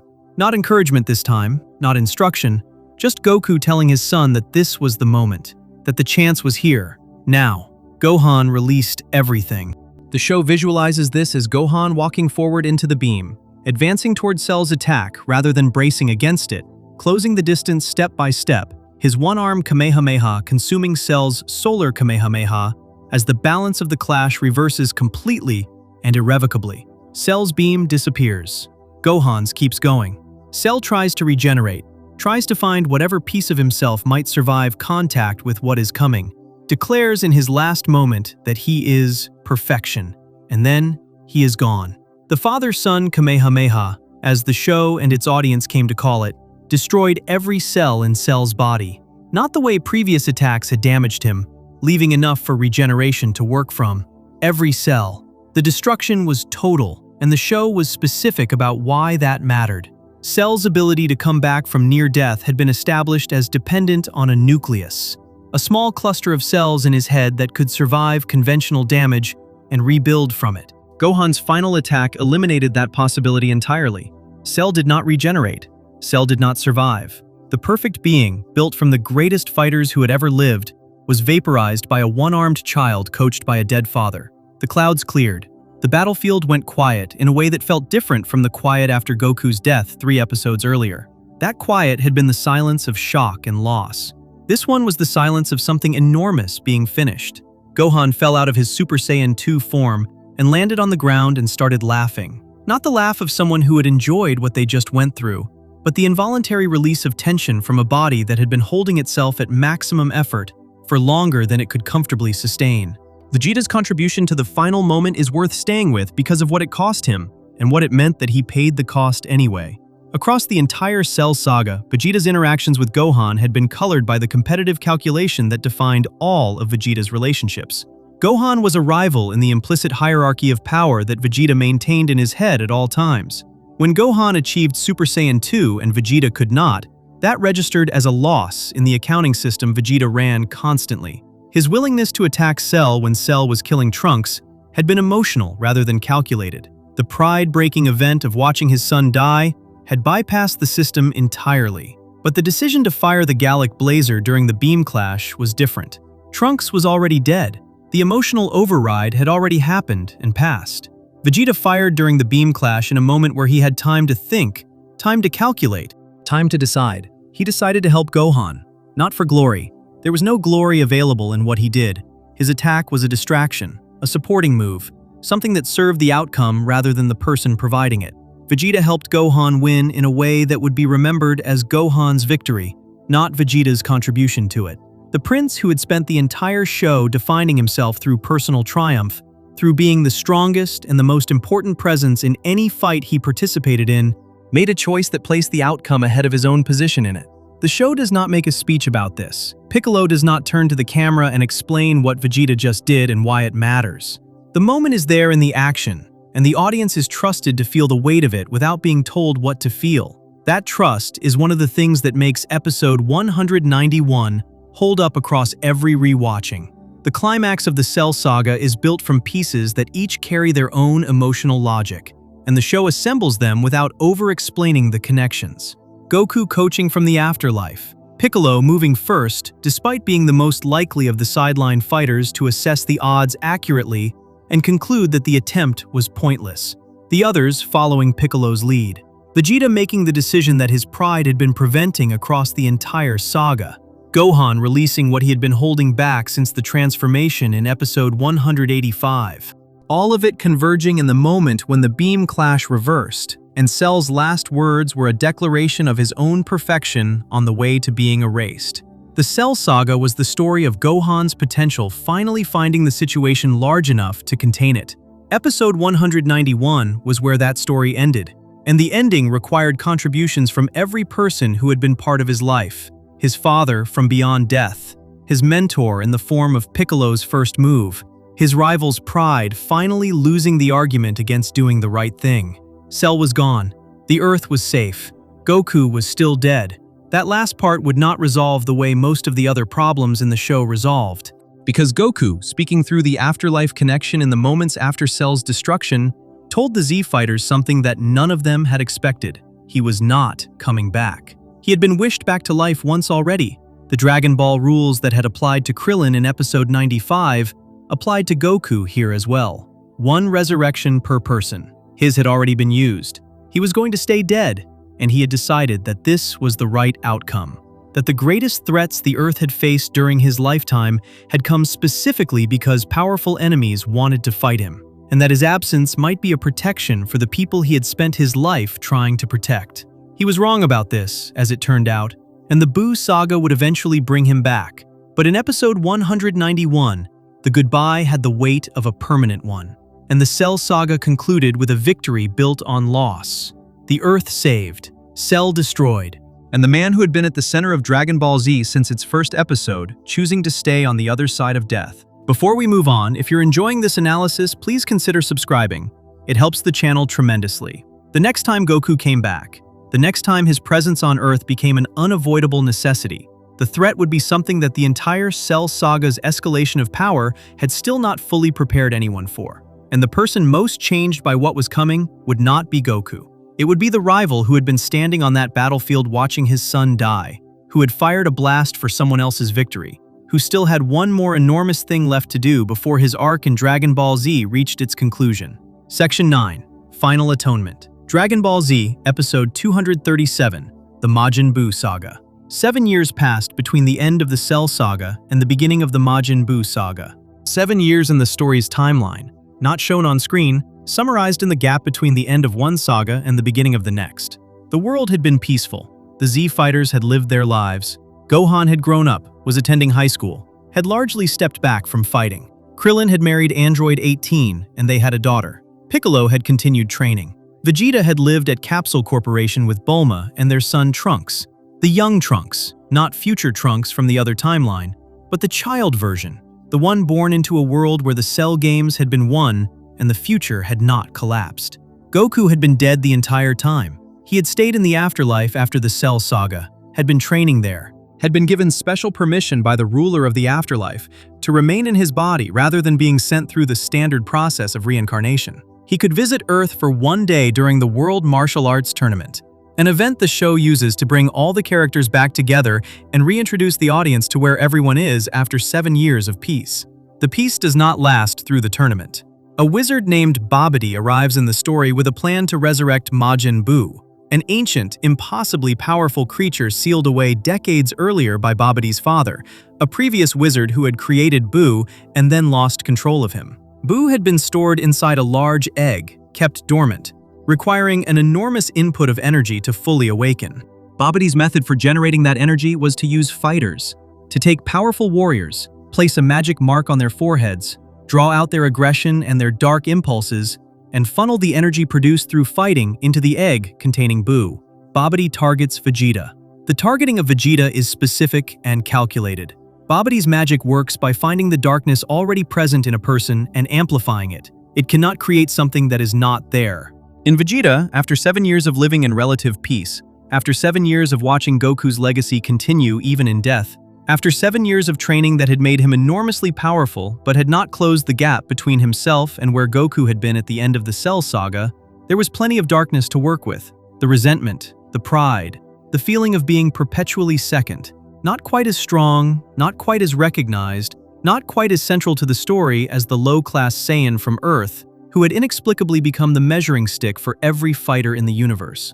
Vegeta allows Babidi's magic to take hold, allows it deliberately, knowing what the mark on his forehead means, knowing that it gives Babidi a degree of access to his mind, choosing it anyway because the power boost that comes with it would make him strong enough to finally fight Goku on equal terms. He has one day with Goku alive on Earth, one day before Goku has to return to the afterlife, and Vegeta is going to use that day to settle something that has been sitting unresolved since the Saiyan battle. The question of who is actually stronger, decided once and for all. No Cell saga, no androids, no external threat redirecting the fight before it reaches its conclusion. The fight between Majin Vegeta and Goku happens. It is a real fight, both of them at Super Saiyan 2, both of them putting genuine effort into it. The energy from the clash feeding into Babidi's egg and accelerating Buu's resurrection. The Supreme Kai, the ruler of the universe's divine hierarchy, tries to stop it. Vegeta tells the Supreme Kai, in words that the show preserved with full clarity in every version of the episode, exactly what his position is. He tells the Supreme Kai that spending most of your life ruled by another, watching your entire race reduced to almost nothing, gives you a very specific perspective on what has meaning and what does not. And what has meaning to Vegeta, at the moment he says this, is this fight. Goku eventually forces a halt to the battle himself when Buu's resurrection becomes imminent, and the situation shifts from personal to catastrophic. Vegeta is knocked out. Babidi's plan succeeds. Majin Buu hatches. What comes out of the egg is not what anyone had imagined. The legends surrounding Majin Buu had described him as an ancient destroyer, a creature of pure chaos and unimaginable power. The creature that emerges is round and pink and childlike, with an innocent manner that makes him seem almost harmless on the surface. That surface is completely misleading. Majin Buu has power that exceeds anything the show had established up to that point. He absorbs people by turning them into chocolate and eating them. He regenerates from damage that would destroy any other fighter. He is effectively immune to the power levels that had defined the top tier of Dragon Ball Z's scale up to this point. Goku, back at full strength, is not certain he can defeat him. Vegeta regains consciousness in time to understand all of this. He watches Majin Buu emerge and immediately grasps what the creature is. He watches as Piccolo explains to the Z fighters the mechanics of what they are dealing with. He watches as the situation clarifies into something with no clean solution visible. And then Trunks and Goten, young Trunks, still a child, and Goten, Goku's second son born after the Cell Saga, run onto the battlefield and get caught up in the fighting. Majin Buu is present. Babidi is present. The boys are in genuine danger. Vegeta, still carrying the magical mark on his forehead, still technically under Babidi's influence, though he has been resisting Babidi's commands since the mark was applied, fights to protect them. Buu traps Vegeta, holds him in something the show visualizes as a kind of organic restraint. Buu's body wrapping around Vegeta and pinning him while continuing to damage him. Trunks, watching his father be destroyed, breaks free from whoever is holding him back and attacks Buu directly, hitting the creature hard enough to knock it away from Vegeta and free him. Goten helps. The boys work together to pull their father loose. Vegeta recovers. Trunks and Goten are in front of him.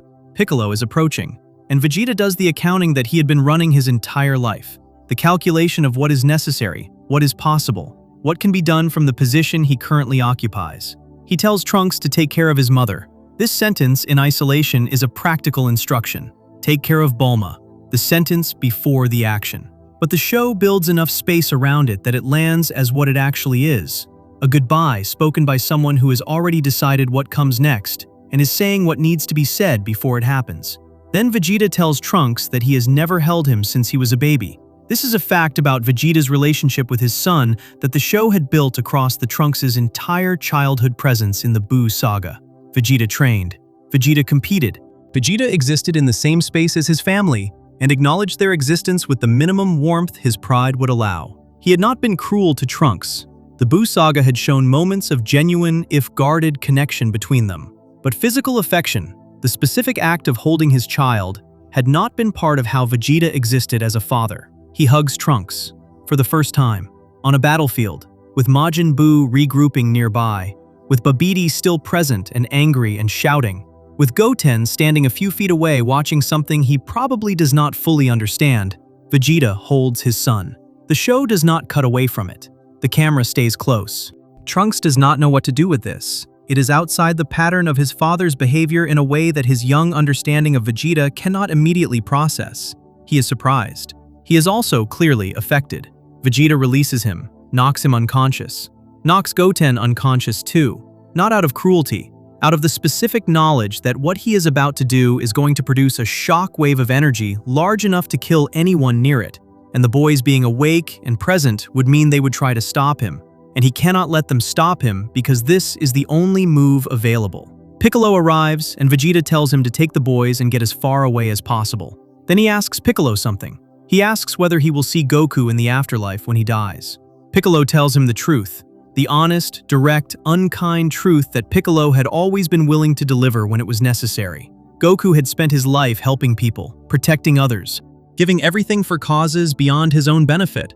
That kind of life, in the spiritual logic the show had established, allowed Goku to keep his body in the afterlife, to exist there as a complete person rather than a fading spirit. Vegeta had spent his life doing the opposite, killing, destroying, pursuing his own power and glory at the expense of everything and everyone around him. When Vegeta dies, he will not keep his body. He will go to a different place, not the same peaceful realm where Goku trained, and his soul will be cleaned of the evil in it before whatever comes after that. Vegeta takes this in. He does not argue. He does not try to negotiate a different outcome or suggest that what he is about to do should count in his favor. He accepts it with the same calm he had used to make every other practical decision on this battlefield. Then he tells Piccolo to take the boys. Before Piccolo leaves with them, Vegeta says one more thing. He says this not as an announcement but as a statement of fact, something that needed to be said out loud at least once before he stopped existing. He says that he is doing this not only for Trunks and Bulma, he is doing it for Goku too. For Goku, the low-class Saiyan, the man he had been competing with across every saga of the show, the rival who had surpassed him and then surpassed him again, and then died and left Vegeta to figure out who he was when the measuring stick he had been using to understand himself was no longer present. The man who had, on Namek, taken a moment to bury him properly in the dirt before turning to face Frieza. Vegeta was going to destroy himself fighting a creature he could not defeat, and he wanted Goku to be part of why. The final explosion is what the show calls the technique. Every last piece of energy in Vegeta's body converted into a single detonation. No reserves held back. No survival calculation running in the background. Everything, all at once, directed at Majin Buu from point-blank range. The shot of Vegeta just before the explosion is one of the most specific visual choices in the entire show. His body is badly damaged from everything that has happened in this fight and the fights before it. He is bleeding. He is smiling. Not the arrogant smirk he had worn across most of his appearances in the show. Something quieter and more settled than that.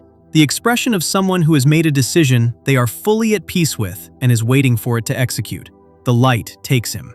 Piccolo, watching from a distance with the unconscious boys, describes what Vegeta has done as the first time the Saiyan Prince had ever fought for someone other than himself. Had ever placed another person's existence ahead of his own survival. The show acknowledges in Piccolo's narration that this is the moment Vegeta crossed fully from one thing into another. From the creature who arrived on Earth in Episode 1, killing his own partner because that partner had become inconvenient, to a father who hugged his son for the first time and then gave everything he had to protect him. The explosion is enormous. Buu is caught entirely in it. The detonation tears apart the landscape around the blast site and sends a shockwave across a wide area. It is, by the measurements the show had established for Vegeta's power at this point in the Buu saga, the most destructive single attack he had ever used. Buu survived it. The pieces of him, scattered by the explosion, began pulling back together in the aftermath, regenerating, reforming. The creature that had destroyed civilizations before Goku was born reassembled itself from the fragments of what Vegeta's sacrifice had torn apart. And within a short time, Majin Buu was functional again. The sacrifice had not killed him. The single most costly thing Vegeta had ever done, the decision that had cost him his body and his son's consciousness, and the last conversation he would have with either of his children for some time, it had not been enough. The show does not soften this. Vegeta's sacrifice failed on its own terms. He had died to destroy Buu, and Buu had come back. The emotional weight of the sacrifice and the practical outcome of it exist in the episodes simultaneously, without the show resolving the tension between them into something clean. Vegeta died bravely, and it did not work, and both of those things are true at the same time. What it did accomplish was something the show would need for the Buu saga to continue. It established, beyond any remaining doubt, that Majin Buu in his current form could not be destroyed by any fighter working alone at the power levels available in the early Buu saga. Not Vegeta at his peak, not Gohan, not Goku, who was still in the afterlife and whose power had continued developing there. The sacrifice drew a line that everything after it had to work in relation to. This is the floor. Whatever comes next has to come from somewhere beyond this. It also completed something that the show had begun on the ground in Namek in episode 86. Vegeta, dying, had told Goku about being taken from his father as a child, about being made into a weapon by someone who had no regard for what that cost. He had died asking Goku to destroy Frieza on behalf of everyone Frieza had destroyed. That death had planted something in Vegeta's arc that 7 years of peace and one Cell saga had been slowly growing. The man who died in episode 237 was not the man who had died in episode 86. He was the destination that the Namek death had pointed toward. A person who had been damaged into cruelty by circumstances that started before he could choose anything, and who had, across the entire run of Dragon Ball Z, made his way back to something that looked, from a certain angle, like the person he might have been if Frieza had never come to planet Vegeta. He had never held his son since he was a baby. He held him once before he died. And the show is honest about the fact that once was not enough, and was also everything that was available, and treats both of those things as true without asking the audience to choose between them. Before we move on, if you're enjoying this analysis, please consider subscribing. It helps the channel tremendously. And now, with Vegeta gone, with Goku still in the afterlife, with the Buu saga established as a threat beyond what anyone had encountered, the show had one more transformation left to deliver. One more moment where the sky went dark and the ground shook, and something that had never existed before came into being. The last and most visually stunning power-up in the original Dragon Ball Z run, from a man who had spent 7 years dead learning what his body could become when there was nothing left to hold it back. Section 10. Super Saiyan 3. Dragon Ball Z, Episode 245, The Babidi Saga. Goku had been dead for 7 years. 7 years in the afterlife, training without a body that aged or tired in the ways living bodies do, pushing past limits that the living world had always placed on him by the simple fact of being alive in it. He had learned things in that time, had reached things, had found a level of power that the Cell Saga's final form had not contained, because the Cell Saga had ended with him choosing to stay dead rather than return, and the 7 years that followed had been unwitnessed by anyone in the living world, conducted in whatever space the afterlife provided for a man who could not stop working toward the next thing. When Goku was granted 1 day on Earth for the World Martial Arts Tournament, 1 day, limited, with a return to the afterlife required at the end of it, regardless of what was happening when the time ran out, he came back carrying something he had never shown anyone, something he had discovered in those 7 years that existed beyond Super Saiyan 2, beyond everything the living Z fighters had seen him do, beyond the scale that the Cell Saga had established as the ceiling. He did not show it immediately. He fought Vegeta as Majin Vegeta first. He let that fight run its course. He dealt with the immediate crisis of Buu's hatching and the situation unfolding around it. And then, with Babidi still present and Majin Buu loose, and the need to buy time for Trunks to retrieve the Dragon Radar from Capsule Corporation, Goku found himself standing in front of Majin Buu with a job to do. The job was to keep Buu occupied, not to defeat him. Goku understood the gap between his current level and what would be required to actually finish Buu, and he understood that this was not the moment for that fight. The job was to hold Buu's attention, to give Trunks enough time to get to Capsule Corporation and find the Dragon Radar, which Babidi had announced the location of over a telepathic broadcast to everyone on Earth, threatening to destroy everything in the area if the radar was not brought to him. Goku decided to use the time to show Buu and Babidi what a Super Saiyan was. He powered down to his normal form first, explained, calmly, that this was his base state. Then he transformed to Super Saiyan. The golden hair, the green eyes, the aura that the show had introduced in episode 95 on Namek, and that had been part of the show's visual language ever since. He explained that this was the first level. Babidi, watching through a crystal ball from nearby, was unimpressed. He told Buu to destroy Goku and move on. Buu was watching with something closer to genuine curiosity. The childlike quality that made Buu unsettling was present here. A creature of enormous destructive power genuinely interested in what was being demonstrated to him. Then Goku went to Super Saiyan 2. The electricity crackling around the form, the additional density to the aura, the increase in power that the Cell Saga had established as the level Gohan had reached when he destroyed the Cell Juniors and pushed Cell past his limits. Babidi commented that changing his hair color seemed like a useless trick. The show gives Babidi this dismissive reaction specifically so the third transformation has something to contrast against. Then Goku started pushing past Super Saiyan 2. At Kami's lookout, the elevated platform above the Earth where Piccolo and Krillin and the others were watching through Babidi's mind projection, Piccolo felt what was building, and wondered out loud if Goku had actually found something beyond the second level. Krillin suggested Goku was probably bluffing. The energy continued rising. The Earth started shaking. Not localized trembling near the battlefield, actual global shaking.